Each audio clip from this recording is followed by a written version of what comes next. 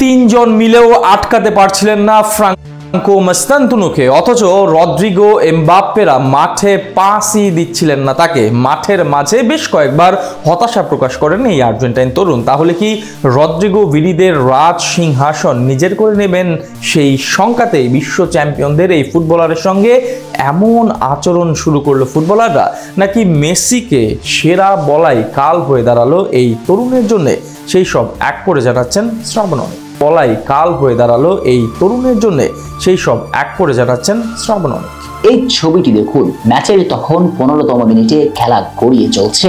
বল নিয়ে প্রতিপক্ষের ডি বক্সে ঢুকছেন ফ্রাঙ্কো মাস্তান্তুনো। তখনই প্রতিপক্ষের দুইজন ডিফেন্ডার করা মার্কিং করেও আটকিয়ে দিতে পারলেন না বিস্ময় জায়গা দিয়া এই তরুণকে।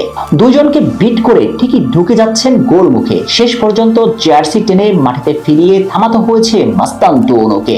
রিয়াল মাদ্রিদ একাদশে প্রথমবারের মতো সুযোগ পেয়ে এমন ঝলক, পায়ের ঝলকানি অনেকবারই দেখিয়েছেন এই নয়া স্টার। প্রতিপক্ষের দুজন, তিনজন, এমনকি চারজন ডিফেন্ডার মিলিয়েও তাকে থামাতে পারছিলেন না। কিন্তু মুশকিল বেড়েছে যখন এই ছবিটা দেখবেন। একেবারে বক্সের সামনে ফাঁকা স্পেসে দাঁড়িয়ে ফ্রাঙ্কো।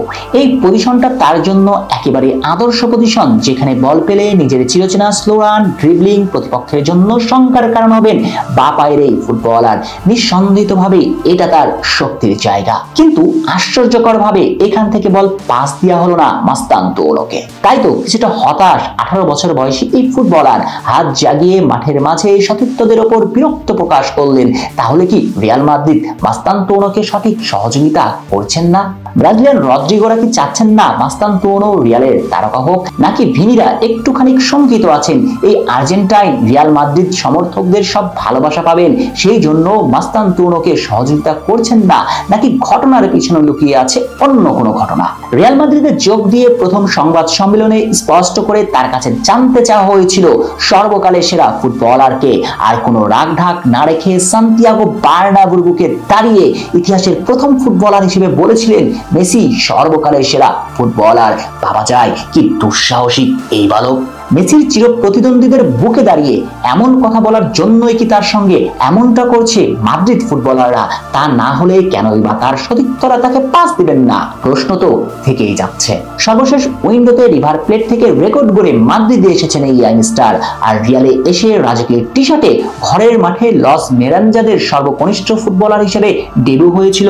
মাত্র 23 মিনিটের জন্য মাঠে এসে ঝলক দেখিয়েছেন ফ্রাঙ্কো। এর পরের ম্যাচে শাভি আলোনসো তাকে একাদশে রেখে চমক দিয়েছেন, যেটাও একটা রেকর্ড।